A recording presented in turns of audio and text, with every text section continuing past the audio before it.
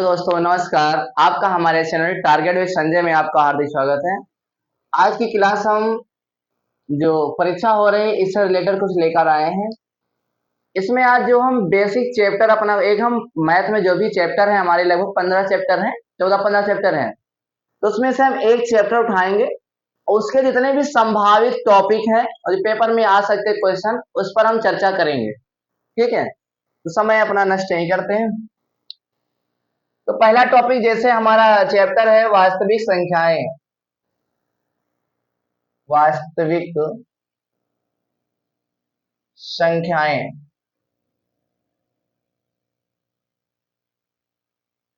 English में कहते हैं रियल नंबर। रियल नंबर्स तो वास्तविक संख्याएं। तो वास्तविक संख्याओं में सभी संख्याएं आ जाती हैं, आपको पता होगा। परमेय, अपरमेय, भाज्य, अभाज्य, सम, विषम, ये सभी संख्याएं आ जाती हैं वास्तविक संख्याओं में। सबसे पहले हम आपको बेसिक संख्याएं बता देते हैं क्या होते हैं। प्राकृतिक संख्याएं जो गिनती वाली संख्याएं होती हैं 1 2 3 4 5 इनफिनाइट तक, ये प्राकृतिक संख्या हो जाएगी, नेचुरल नंबर। पूर्णांक यानी कि वे संख्याएं जो जीरो से प्रारंभ होती हैं, 0 1 2 3 4 5 6 7 8 कहां तक, इनफिनाइट तक। फिर अब बात करते हैं अभाज्य संख्याएं। पेपर में कभी कभी पूछ लेता है कि कौन सी अभाज्य संख्या है।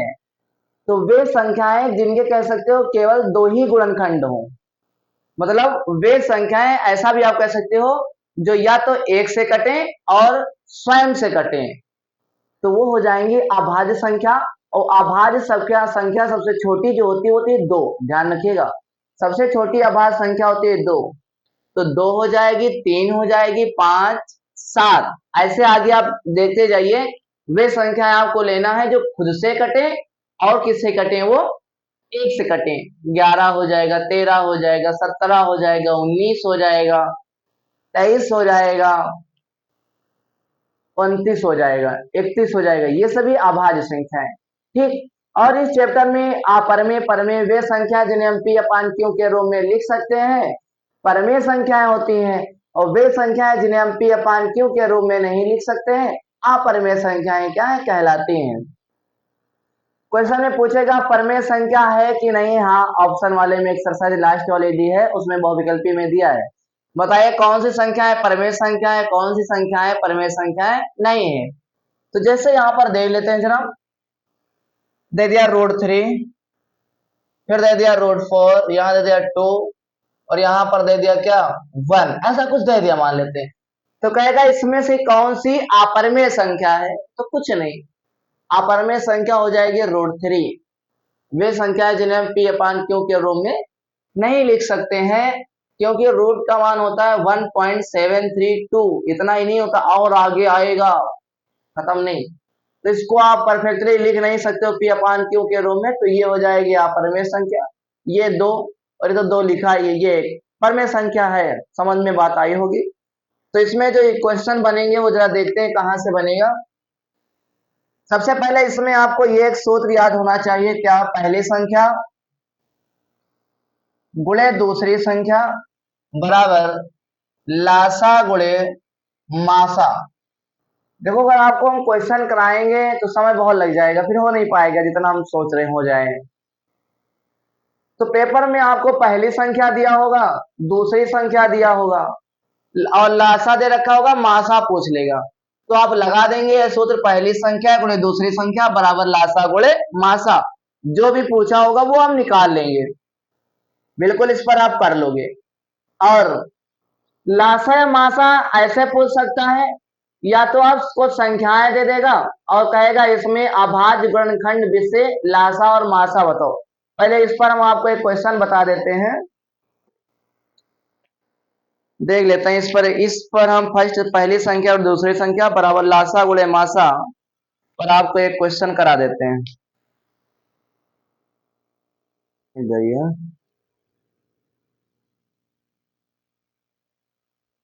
लासा गुणे मासा। चलिए, अभाज्य गुणनखंड भी द्वारा ये दे रखा है और वो दे रखा है, सूत्र पर मिल जाइए।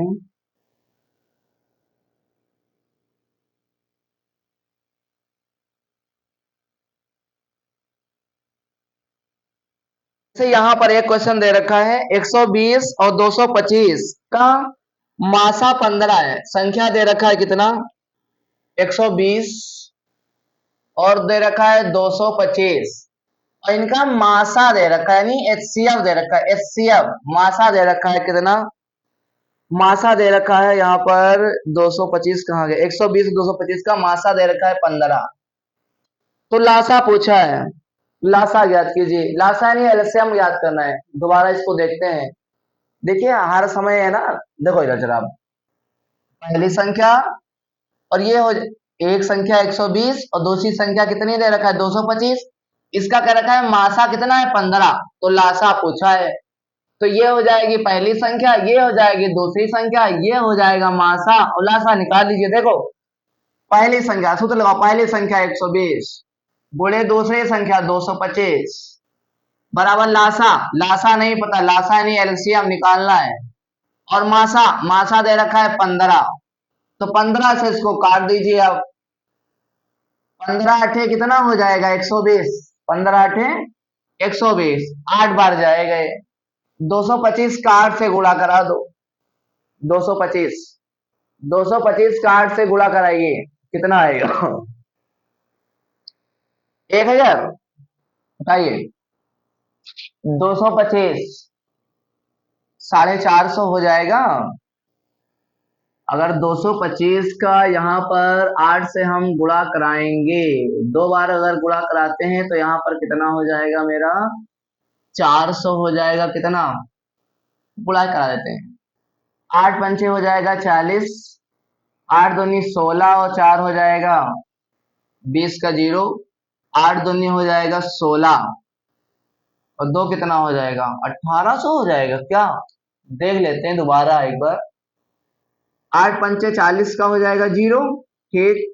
8 दूनी हो जाएगा 16 और 16 और 4 हो जाएगा 20 का 0, 8 दूनी हो जाएगा 16 और 2 18, तो 1800 आ जाएगा। एलसीएम कितना आ जाएगा 1800 आ जाएगा। कितना आ जाएगा 1800 आ जाएगा। 2 अठी 16 सही है, बिल्कुल यही होगा। 100 ने बात आई, 25 अठी 200 बिल्कुल सही। 1800 आ जाएगा इसका क्या लासा। तो याद रखिएगा ये सूत्र, पहली संख्या और दूसरी संख्या बराबर लासा गुणे मासा, ऐसा आप करके आएंगे पेपर में। अगर और आपसे लासा और मासा पूछता है जैसे अभाज्य गुणनखंड विधि द्वारा, ऐसे अपने मन से ले लेते हैं, किताब नहीं। जरा देखिए, ये तो आप पहली संख्या और दूसरी संख्या पर आप जान गए, बिल्कुल आप कर लेंगे। और देखिए क्या, और ऐसा हो सकता है कैसा कह दे 24 कामा 12 और कामा दे दे 28 का अभाज्य गुणनखंड विधि से लासा निकालिए। लासा व मासा ज्ञात कीजिए। क्या ज्ञात करना है, लासा व मासा ज्ञात करना है। किसका 24 12 और 28 का। आसान संख्या है लिया है। तो सबसे पहले 24 लो, इसके फैक्टर कर लो, यहाँ पर इधर फैक्टर कर लेते हैं। 24 2 से काटेंगे आ जाएगा 12, 2 से काटेंगे 6, 2 से काटेंगे 3। तो 24 को मेरे प्यारे साथियों लिख क्या सकते हैं हम, 24 को लिख सकते हैं 2 गुणे 2 गुणे 2 गुणे 3 लिख सकते हैं। इसी प्रकार 12 को हम लिख सकते हैं मेरे दोस्त, ऐसे आप फैक्टर कर लीजिएगा, 2 गुणे 2 गुणे 3 लिख सकते हैं। 28 को क्या लिख सकते हैं जरा यहां पर देखें, 2 से काटेंगे आ जाएगा 14, 2 से काटेंगे आ जाएगा 7, 7 का 9 हो जाएगा 7। तो हम 28 को क्या लिख सकते हैं 2 गुणे 2 गुणे 7। अब देखो यहां पर मुझे निकालना है एलसीएम। एलसीएम मतलब मुझे निकालना है लासा, तो लिखेंगे एलसीएम। एलसीएम एलसीएम किसका, इन संख्याओं का 24, एलसीएम किसका 24 कामा 12 व 28, तो हम लिखेंगे बराबर। अब एलसीएम में क्या करना, हमें तीनों का जोड़ा, देखो पूरे में देखो, जैसे यहां पर 2 है, यहां पर 2, यहां पर 2 है। पहले तो उन संख्याओं को लेना है जिनका सम में जोड़ा बनना है। तो यहाँ पर 2 का जोड़ा बना तो एक बार आ जाएगा 2। अब देखो एक बार और ये 2 का जोड़ा बना, ये 2, तो ये आ जाएगा 2। अब इधर एक चीज देखो, यहाँ पर अगर 2 का जोड़ा भी बनना है लासा में तो हम वो भी ले लेंगे। तो यहाँ पर देखो 2, मतलब 2 संख्याओं का जोड़ा बन रहा है, तो ये यहाँ से आ जाएगा 3। मतलब अगर 3 का जोड़ा बनना है तो बहुत सही है, अगर 2-2 का जोड़ा बनना है तो वो भी लेना पड़ेगा, पेयर हमें लेना पड़ेगा। तो यहाँ पर 3 का जोड़ा बनना था तो एक बार। अब 2 का जोड़ा नहीं बना तो 2 लिखो, 7 का जोड़ा नहीं बना तो 7 लिखो। अब देखो 2 दूना 4, 4 3 12, 12 दूना 24, और 24 का 7 से क्या है गुणा करा देते हैं 7 से, तो हो जाएगा 7 चौक 28, और 7 दूनी कितना हो जाएगा 14, 7 चौक 28 और 7 दूनी 14 और 2 हो जाएगा 16। 168 क्या आ जाएगा इसका लासा, एलसीएम आ जाएगा। 7 चौक 28, 7 दूनी 14 और 2 16, 168 लासा आ जाएगा। अब कोई भी संख्या दे दे मेरे प्यारे दोस्तों तो आप लासा निकाल करके आएंगे अभाज्य गुणनखंड से। चलिए अगर इसी का मासा पूछ लेता तो मासा भी कहा है, मासा ज्ञात कीजिए, लासा व मासा। मासा तो मासा में सिर्फ वही लेना है जिनका तीनों में जोड़ा बने बस। तो देखो क्या लिखेंगे, मासा यानी HCF 24, 12 व 28 बराबर, तो पूरे में जोड़ा बना था एक 2 का, ये वाला एक 2 का जोड़ा बना तो 2, और ये एक 2 का जोड़ा बना था ये, बस जिसका पूरे में जोड़ा बने वही लो और बाकी को छोड़ दो। तो 2 दूना 4, गजब, 4 आ जाएगा मासा।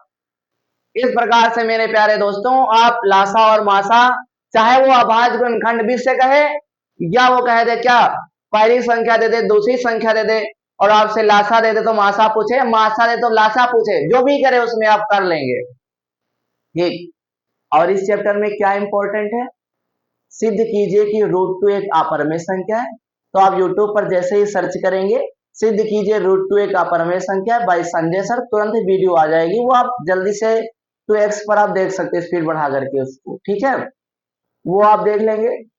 अगर मेरे प्यारे साथियों खाली आपको बता देते हैं, देखो मेरा मेन उद्देश्य है कि ऐसा बच्चों को बताओ इससे बाहर ना जाए। चलिए क्या अगर लिखा हो कि सिद्ध कीजिए,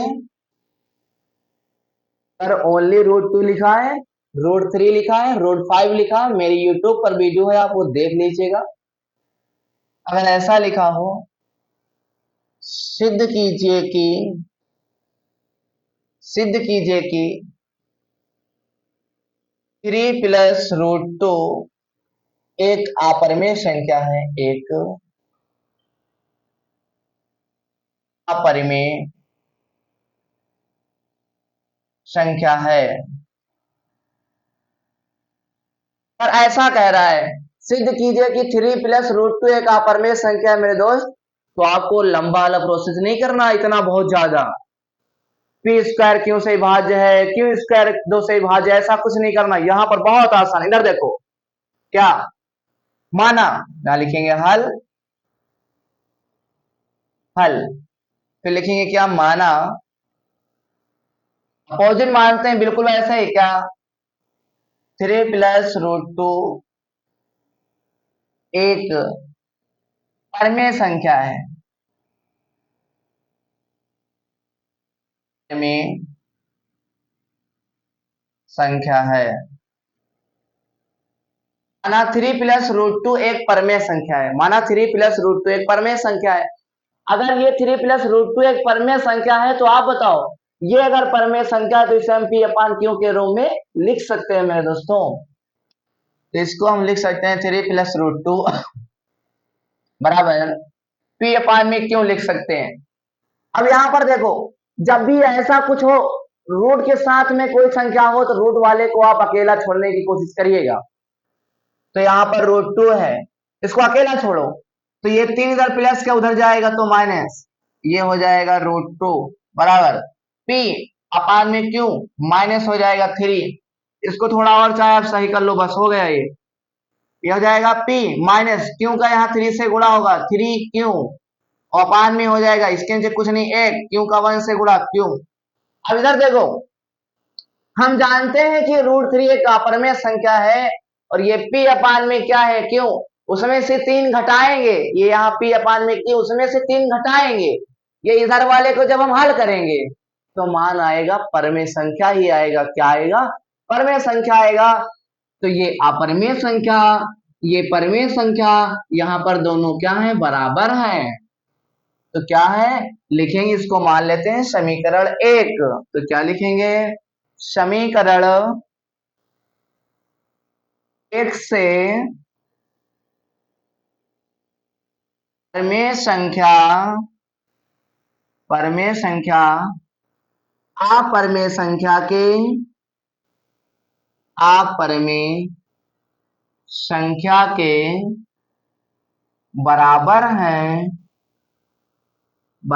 है जो कि गलत है।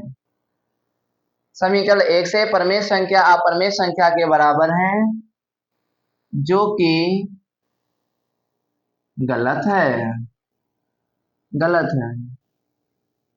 क्यों गलत है, आगे लिख लेना, जो कि गलत है क्योंकि परमेय संख्या कभी भी अपरमेय संख्या के बराबर नहीं होती है। मेरे प्यारे साथियों, ध्यान रखिएगा ये चीज आप, ठीक है।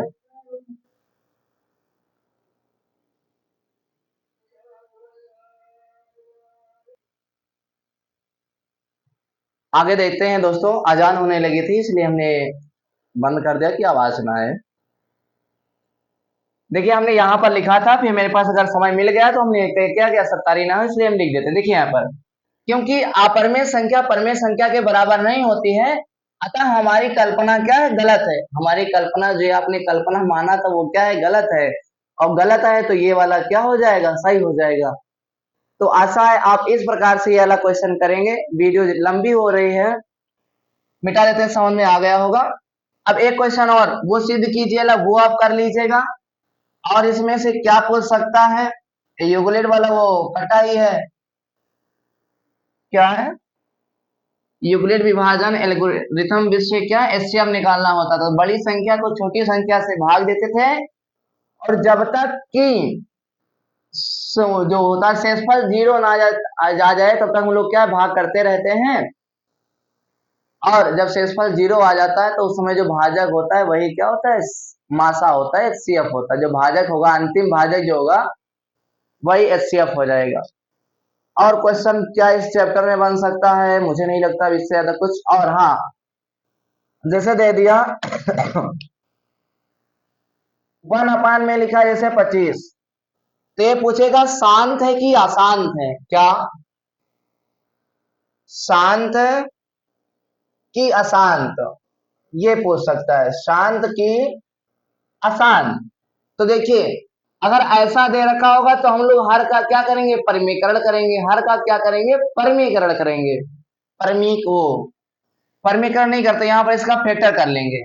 25 का फैक्टर करेंगे तो क्या आएगा, 5 से काटेंगे हम 25। सुनो, आराम से पढ़ते हैं, जल्दबाजी नहीं करते, फिर समस्या दिक्कत हो रही है क्या। अब इसका जब हम लोग ऐसा दे देगा कि बताइए शांत है कि अशांत है, तो इसका हम लोग क्या है, हर में जो दिया होगा उसके हम क्या है, फैक्टर करेंगे। तो देखेंगे यदि वो 2 की पावर m और 5 की पावर n के रूप का है तो उसका दशमलव प्रसार शांत होगा। इसके अलावा अगर कोई संख्या आ जाती है तो उसका दशमलव प्रसार अशांत होगा। जैसे यहां पर जब इसके फैक्टर करेंगे तो यहां पर आ जाएगा 5 की पावर 2, तब ये शांत होगा। क्या होगा, शांत। अब तो सर 2 की पावर m नहीं है तो यहाँ पर हम 2 की पावर 0 लिख सकते हैं। अगर किसी में खाली 2 आ जाए, 5 ना हो, तो 5 की पावर वहां 0 लिख सकते हैं, तब ऐसा हो जाएगा, ठीक। और अगर दोनों हो, 2 की पावर m 5 की पावर n दोनों उपलब्ध हो, तब तो वो बहुत ही आसान रहेगा, तब तो शांत है ही। अभी ये भी शांत है। अच्छा, अगर इसके अतिरिक्त और कोई संख्या आ जाती, जैसे यहाँ लिखा होता 75, कितना लिखा होता यहाँ पर 75 लिखा होता। तो अभी हम काटते हैं इसको, 75 को काटो, 75 के फैक्टर को 5 से काटेंगे, 5 का नाम 5 और 50 कितना हो जाएगा 75, 15 पचे 75 और 5 से काटेंगे, 5 से 15। तो देखो, तो यहाँ पर अब क्या लिखेंगे 1 में इसके 75 के लिए लिख रहे हैं, तो लिखेंगे 5 की पावर 2 इंटू 3 की पावर 1। अब बताओ क्या 5 और 2 ही खाली है? नहीं, यहाँ पर 3 आ गया। तो अगर ऐसा आ जाएगा तो ये क्या हो जाएगा, अशांत हो जाएगा। क्या हो जाएगा, अशांत हो जाएगा। आशा है इस प्रकार से अगर शांत अशांत पूछेगा आप कर लेंगे। और एक आता है अनवसानी अनावृत्ति। और चलिए अब यहां पर जो अशांत होता है, अशांत आपको समझाने की कोशिश करते हैं, आप थोड़ा ये समझ लेंगे। अशांत, अशांत को ही दो कैटेगरी में बांटा गया है, दो भागों में बांटा गया है। एक होता है शांत, नहीं शांत हो ही नहीं सकता तो अशांत है। जब अशांत आवृत्ति, अशांत आवृत्ति इसी को कहा जाता है अनवसानी, अनवसानी आवृत्ति। और इसे क्या कहेंगे, अशांत, अशांत, अशांत अनावृत्ति, अशांत अनावृत्ति। इंग्लिश में कहेंगे अनवसानी, अनवसानी अनावृत्ति, एक ही चीज है दोनों, समझ गए। अब अशांत आप जान गए। अशांत कब होगा, जब हम किसी संख्या को भाग करें और वह संख्या पूर्णतः कटे ना, वो कटे ही ना, तो वो कैसा होगी, शांत होगी संख्या। जैसे हमने यहाँ पर मेरे प्यारे दोस्त लिख दिया 2/3। अब 3 से भाग करने जा रहे हैं 2 को, तो भाग करो अब 3 से 2 को। तो जब भाग करेंगे नहीं जाएगा, जीरो लगाएंगे, पॉइंट जीरो बढ़ाया 3 छंग 18, ये आ गया 2, पॉइंट लगाए 0, 3 छंग 18, फिर यही आता रहेगा, यही आता रहेगा, आता रहेगा। क्या कटेगा, नहीं कटेगा। और नहीं कटेगा तो ये हो जाएगा अशांत। तो क्या अशांत आप लोग समझ गए, बिल्कुल समझ गए होंगे। क्या, यदि किसी संख्या को भाग दिया जाए वह पूर्णतः डिवाइड ना हो, देखो नहीं कट रही है, 6 बार बार आता जा रहा है, तो ये हो जाएगा अशांत। क्या हो जाएगा, अशांत। आशा है समझ में आ गया होगा। तो ये देखो यहाँ पर 6 बार बार आता जा रहा है, आ रहा है कि नहीं 6, तो ये अशांत आवृत्ति हो जाएगा। क्या हो जाएगा, अशांत आवृत्ति। तो ये यहाँ पर जो 6 ये बार बार आ रहा है, तो ये हो जाएगा अशांत आवृत्ति। क्या बात समझ में आई कि नहीं आई। अच्छा, अशांत अनावर्ती कब होगा, अनावर्ती ना वो संख्या रिपीट ना करे। जैसे आपने देखा होगा पाई का जो मान होता है 22/7, वो क्या हो जाएगा, जैसे यहाँ पर देखो पाई का मान भाग नहीं करते हैं, ऐसे देखो यहाँ पर लिखा 3.14 ये होता है। आगे 2 आए, 3 आए, 5 आए, फिर 2 आए 1 आए, 6 आए, 7 आए, ऐसे आता रहे, रिपीट नहीं, रिपीट नहीं, ये संख्याएं आती रहे। और अगर उदाहरण लिखें ऐसा लिख सकते हैं 3.12 जीरो लिखा, फिर लिख दें 1200 1200 1200 ऐसा। फिर ऐसे ये संख्या है, देखो क्या ये यहाँ पर 120 था, अभी 1212 ऐसा बढ़ता जा रहा है। क्या ये बताओ, क्या ये कट जा रही, कट नहीं रही, कट नहीं रही तो आसान, और रिपीट नहीं कर रही है, रिपीट नहीं, इसका तो अनावर्ती हो जाएंगी। दोस्तों आशा है ये भी आपको समझ में आया होगा। अब इसमें और क्या बचा, अब इसमें और कुछ नहीं बचा। इस चैप्टर में आप इतना ही याद रख, आप नॉलेज रखिएगा, इसमें आपका निकल जाएगा। समझ गए? अगला चैप्टर देखते हैं बहुपद। वीडियो देखते हैं, बड़ी हो गई है 25 मिनट। बहुपद देख लेते हैं। ऐसे बीजीय व्यंजक जिसमें चर की घात पूर्ण संख्या हो बहुपद कहलाते हैं। पूर्ण संख्या मतलब इस हमने लिख दिया इधर 2x² प्लस 3x और प्लस लिख दिया 5। देखो चर की घात जो ABCDEFGHYZ है ये है चर, तुम्हें सिर्फ चर की घात देखना है। चर यहाँ पर x की घात है 2, x की घात यहाँ 1 और यहाँ पर कुछ नहीं तो x की यहाँ 0 लिख सकते हैं। तो देखो अगर बहुपद कब होगा, जब उसकी पावर 0 हो, 1 हो, 2 हो, 3 हो, 4 हो, 5 तो बहुपद होगा। लेकिन अगर माइनस में पावर है तो बहुपद नहीं होगा। अगर पावर भिन्न के रूप में है तो बहुपद नहीं होगा। आशा करते हैं वो आप कर लेंगे। जल्दी बता रहे हैं क्योंकि वीडियो बड़ी होती जा रही है। और सुनिए, एक पदी बहुपद जैसे यहाँ पर खाली लिखा होता है 2x² तो ये एक पदी हो जाएगा।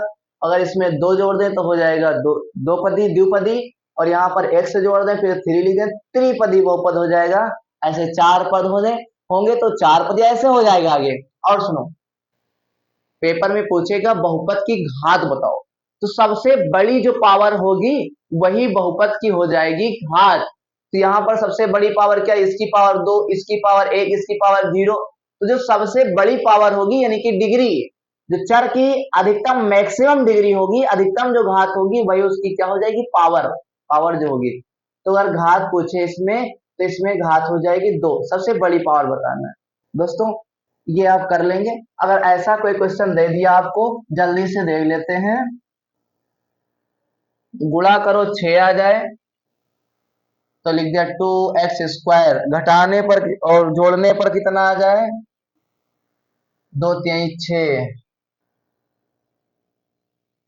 5x और प्लस यहाँ पर लिखा 6। देखो नहीं 3 लिखते हैं तभी तो आएगा 3, 2 3 6 अब बन जाएगा ना। गुणा करेंगे 6 आ जाएगा और जोड़ देंगे तो 2 3 5 हो जाएगा। ठीक, ऐसा अगर आपको बहुपद दे दे और कहे इसमें आप क्या है शून्य निकालिए, क्या निकालिए, इसके शून्य निकालिए, तो सबसे पहले इसको हम लोग क्या करेंगे, इसके फैक्टर कर लेंगे। फैक्टर क्या, गुणा करो कितना, जो x का गुणांक x² है गुणांक होगा उसको यहाँ अचर पद से गुणा कराएंगे। तो 2 का 3 से क्या होगा गुणा तो हो जाएगा 6, लेकिन यहाँ 6 लिखना नहीं है। तो गुणा करने पर 6 आ जाए, जोड़ने पर कितना आ जाए 5, तो लिखेंगे 2x² प्लस का 3 प्लस 2, 3 दूनी 6 और 3 2 यहाँ क्या हो जाएगा 5x और ये हो जाएगा 3। तो ये हो जाएगा 2x² प्लस, तो ये हो जाएगा 3x प्लस हो जाएगा 2x प्लस 3। अब यहाँ से इतने से x हो जाएगा कॉमन, तो x जब कॉमन ले लेंगे तो हो जाएगा 2x और ये हो जाएगा 3। बात समझ में आई? कॉमन ले लिया, यहाँ से इतने से कॉमन ले लिया है और प्लस यहाँ से कुछ नहीं कॉमन तो 1, तो ये हो जाएगा 2x प्लस ये हो जाएगा 3। अब एक ब्रैकेट में हो जाएगा 2x प्लस 3 और एक ब्रैकेट में हो जाएगा x प्लस 1। दोस्तों आशा करते हैं समझ में आपको आया होगा। अब इसके निकालना है शून्य, तो एक बार इसको 0 के बराबर रख दो, तो ये हो जाएगा जानते हो क्या 2x प्लस 3 बराबर 0। अगर शून्य निकालना तो 0 के बराबर इसको रखना पड़ेगा। तो यहाँ से 2x बराबर हो जाएगा -3, तो x बराबर हो जाएगा -3/2। तो एक शून्य का आ गया, x का मान -3/2। इसको अगर 0 के बराबर रखेंगे तो x बराबर आ जाएगा -1। तो 2 शून्य का आ गए इस बहुपद के। इस प्रकार से दोस्तों आप शून्य निकाल लेंगे। हाँ, अगर ये आप दे दें, पहले आपको बताते हैं, अगर क्वेश्चन में पूछ ले मूलों का योगफल तो सूत्र लिख लेना। मूलों का योगफल, मूलों का योगफल सूत्र होता है -b/, मूलों का गुणनफल, मूलों का गुणनफल सूत्र होता है c/a। और अगर मूलों का योगफल और मूलों का गुणनफल दे दे और आपसे अगर पूछ ले क्या द्विघात बहुपद अगर पूछ ले, तब आप क्या करेंगे, यहां पर देखें तो ये सूत्र लगा देंगे द्विघात बहुपद के लिए, द्विघात बहुपद के लिए, बहुपद के लिए, द्विघात बहुपद के लिए लगाएंगे क्या, एक्स स्क्वायर माइनस मूलों का योगफल इंटू एक्स प्लस मूलों का गुणनफल, ये सूत्र लगा देंगे, आंसर आज का द्विघात बहुपद मिल जाएगा। अब सर जी ये बी और ए आएगा कहां से, तो द्विघात जो मानक समीकरण होता है वो होता है क्या, यहीं पर लिख देते हैं, ये मानक समीकरण होता है, जो लिखने जा रहे हैं मानक समीकरण होता है, a x square plus b x plus c बराबर 0 होता है। तो ए का मान कैसे निकलेगा, ए का मान जो एक्स स्क्वायर है उसके जो गुणे में होगा वो ए होगा, यहाँ एक्स के गुणे में जो होगा वो बी होगा, यहाँ पर ये हो जाएगा सी। इस प्रकार से इससे तुलना करके हम ए बी सी के मान निकाल लेंगे, इसमें रख देंगे, आ जाएगा। दोस्तों क्वेश्चन में और ये कह सकता है कि सत्यता की जांच कीजिएगा, तो सत्यता की जांच करने के लिए मेरे प्यारे साथियों पहले हम ऐसे उसके शून्य निकाल लेंगे, हाँ बिल्कुल कर लेंगे, आपको बता रहे हैं वीडियो बड़ी हो रही है, हो सकता है स्टोरेज भी फुल हो जाए, तो यहाँ पर देखें तो क्या करेंगे, शून्य निकाल लेंगे, बहुत सही। उसके बाद मूलों का योगफल ऐसे लिखेंगे, मूलों का योगफल, फिर इसको इसको क्या करेंगे, जोड़ लेंगे, बहुत सही। उसके बाद इसका हम क्या है, गुणा गुणा करा देंगे, तो जो आएगा ठीक, जो यहाँ पर मूलों का योगफल आया शून्य निकालने से मेरा जो आया मूलों का योगफल, और जो शून्यकों का गुणनफल आया है वो हम क्या, अब सूत्र से देखें, ये सूत्र लगाएं, मूलों का योगफल माइनस बी अपान में ए, क्या बराबर आ रहा है, और ये क्या मूलों का गुणनफल जो ऐसे आया क्या आ रहा है, अगर आ रहा है तो सत्यता की जांच हो गई, बिल्कुल सही। तो प्यारे साथियों बहुपद भी आपको अच्छे से समझ में आ गया होगा। चलते हैं, जब तक स्टोरेज फुल नहीं हो जाएगी रुकेंगे नहीं, अगला चैप्टर देखते हैं, दो चर वाले रैखिक समीकरण। बहुत अच्छे से मजा आया होगा।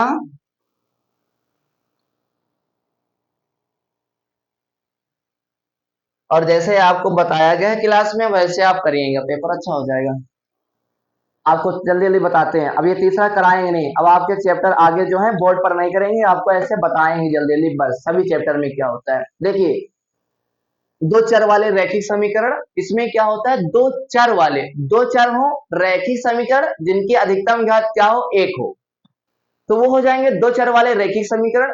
इसमें दोनों समीकरणों को क्या है, कह देगा हल कीजिए विलोपन विधि से या प्रतिस्थापन विधि से, तो कुछ नहीं करना है, विलोपन विधि में किसी एक चर को दोनों में बराबर कर लेना, फिर एक को ऊपर रखना, एक को नीचे काट पीट देना, आ जाएगा आंसर, एक्स और वाई का मान आ जाएगा, ठीक। और अगर प्रतिस्थापन विधि से गए तो किसी एक से एक्स का मान निकालो और ले जाकर के दूसरे में रख दो, आंसर आ जाएगा। इस प्रकार से होता है प्रतिस्थापन विधि। आशा है विलोपन और प्रतिस्थापन आपको अच्छे से समझ में आ गए होंगे, तरीका जो हमने आपको बताया है। और देखते हैं इसमें कहेगा कि रेखाएं केवल क्या है, आदित्य हल है, आदित्य हल मतलब केवल एक हल है, तो वो कंडीशन होता है, आपको बता रहे, ध्यान सुनिएगा, a1 अपान में a2 बराबर नहीं है b1 अपान b2, तो रेखाएं एक दूसरे को परिच्छेद करेंगी, इसी को कहते हैं केवल आदित्य हल है, केवल एक हल है, समझ गए। तो ये कब लगाएंगे, p का मान पूछ ले, किसी का लेमडा का मान पूछ ले, k का मान पूछ ले, और कहते रेखाएं क्या है परिच्छेद करते हैं, तो k का मान बताओ, तो वहां पर ये सूत्र लगा देंगे हम, क्या a1 अपान a2 बराबर नहीं होगा b1 अपान b2, ऐसा कुछ करेंगे, आ जाएगा आंसर वहां। और फिर अगर कह देगा कोई हल नहीं, कोई हल नहीं, इसका मतलब है समांतर, और समांतर कब होती है, जब a1 अपान में a2 बराबर होगा b1 अपान b2, लेकिन बराबर नहीं होगा c1 अपान में c2। क्वेश्चन में कहेगा कोई हल नहीं है, तब उसका मतलब समांतर होता है। और संपाती a1 अपान a2 बराबर होना चाहिए b1 अपान b2, बराबर होगा c1 अपान c2। क्वेश्चन में कहेगा अनेक हल है, तो k का मान निकालिए, तो संपाती के लिए चाहे a1 अपान a1 a1 अपान a2 ले लेना और बराबर b1 अपान b2 कर देना, या तो b1 अपान b2 ले लेना बराबर c1 अपान c2 कर देना, तब भी आ जाएगा। और इसमें और क्या है, और मुझे इसमें नहीं लगता है, अच्छा हाँ एक और था, संगत असंगत। संगत कब होगा, जब रेखाएं मिल जाएं, और मिलेंगी कब, जब परिच्छेद करेंगी तब मिल जाएंगी, यानी परिच्छेद वाले में मिल जाएंगे तो संगत होगा, संपाती वाले में तो एक दूसरे के ऊपर ही होंगी तभी संगत होगा, और समांतर में नहीं मिलेगी तब असंगत होगा। मेरे प्यारे साथियों ये आपको समझ में आ गया होगा। अगला चैप्टर पर ध्यान देते हैं जल्दी से, और इसमें फैक्टर करेंगे अगला चैप्टर में वो आता है क्या, विविधकर डी बराबर बी स्क्वायर माइनस का 4ac विविधकर का सूत्र होता है। विविधकर में क्या होता है, एक होता है मूल वास्तविकता समान, वास्तविकता समान कब होंगे, 0 आ जाए, हाँ अगर विविधकर निकालें और उसका मान क्या आ जाए 0 तो वास्तविकता समान हो जाएगा, और अगर 0 से अधिक मान आ जाए, धनात्मक में अधिक आ जाए 0 से बड़ा, तो वास्तविकता असमान होगा। अगर विविधकर का मान माइनस आ जाए तो काल्पनिक होगा। मेरे प्यारे साथियों, विविधकर का सूत्र होता है डी बराबर B square minus 4ac। Shridharacharya सूत्र आपको पता है, एक्स बराबर माइनस का बी प्लस माइनस रूट के अंदर एक्स बराबर माइनस का बी प्लस माइनस रूट के अंदर बी स्क्वायर माइनस 4ac अपान में 2a। और अगर बात करते ही हम पांचवा चैप्टर ले लेते हैं लास्ट बस, और आगे आप कर लेंगे। पांचवा चैप्टर में क्या था, एनुमा पद निकालना था। एनुमा पद के लिए सूत्र लगाएंगे ए एन बराबर a plus N minus 1 into d. प्यारे साथियों, एन क्या है, पदों की संख्या जितने पद दे रखा होगा। डी होता है सर्वांतर, सर्वांतर कैसे निकालेंगे, अगले वाले पद में से पहला पद घटा देंगे, यानी कि डी बराबर हो जाएगा d2 माइनस d1। समझ गए, ए हो जाएगा प्रथम पद। तो एनुमा पद अगर क्वेश्चन में पूछ ले तो ए एन बराबर a plus N minus 1 into d लगा देना। कुल पदों का अगर योग कह दे तो एस एन बराबर एन अपान में 2 bracket 2a plus N minus 1 into D सूत्र होता है। एक और होता है एस एन बराबर एन अपान में 2 a प्लस एल, ये सूत्र आप लगाइएगा, आपका हो जाएगा। ठीक है, थेस थ्योरम अगर आते हैं तो वहां पर क्या होता है, यदि किसी त्रिभुज में उसकी किसी एक भुजा के समांतर शेष दोनों भुजाओं को मिलाती हुई कोई रेखा खींची जाए तो वह रेखा त्रिभुज की दोनों भुजाओं को समान अनुपात में क्या है, विभाजित कर देती है। तो ये आप करिएगा। ऐसे त्रिकोणमिति वगैरह आपको पता ही होगा, बिल्कुल एक बार टेबल वगैरह आप वो रिवीजन करिए, और त्रिकोणमिति के अनुप्रयोग वो आप देख लीजिएगा जल्दी से, और आगे सब आपने अभी पढ़ा है तो हो जाएगा आपका। आप लोग अच्छा पेपर करके आइएगा, मेरी यही समझ के वो है, बहुत अच्छा पेपर होगा। आपने इतनी मेहनत से पढ़ा और आपका इतना जल्दी सिलेबस किया है, तो जल्दी से आपका सिलेबस कंप्लीट हो गया। मिलते हैं फिर आपको नेक्स्ट वीडियो में। दोस्तों, अगर आपके लिए हम मेहनत कर रहे हैं इतनी ज्यादा, तो आप हमारे चैनल को सब्सक्राइब और अपने दोस्तों तक शेयर कीजिएगा, स्टेटस लगाइएगा, आगे बढ़े, है ना। ठीक है, फिर मिलते हैं नेक्स्ट वीडियो में।